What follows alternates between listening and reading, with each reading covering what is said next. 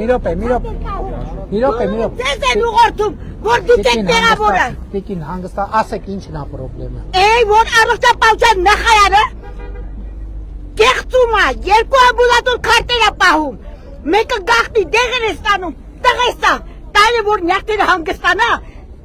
նուպարաշտերի ճարտոտ է բրոյ, կուրացար 4 վիրահատություն է կրել։ Կներ ձեր ազգանուն։ Արզումանյա թամելա, աշխարհն է ճանաչում։ Տիկին Արզուման, ինչա պետք անել, Ինչա պետք։ Կուրացրել են, կուրացած հանել են, 4 վիրահատություն, մի աչքը չի տեսնում։ Ինչա պետք անել, ինչ եք ակնկալում, որ որ սա առողջապահության նախարար պետքա չլինի։ Պետքա, այո, ճանաչում եք։ Իսկ բանում 19 պոլիկլինիկայում։ Ինչն է խնդիրը։ 19 պոլիկլինիկայում կեղծում են։ Հանգստացեք։ Մի վարդան, ո՞նց հանգստանամ։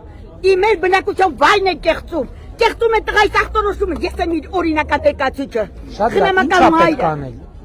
Բայց արի ուտես ո՞նց են կեղծում։ Շատ լավ, ինչա պետք անել, ինչա պետք, որ ոնց են միջազգային գումարները արտ երկրից թոշակավորել են եւ դստերս եւ տղայս իրանք են ստանում։ Տիկին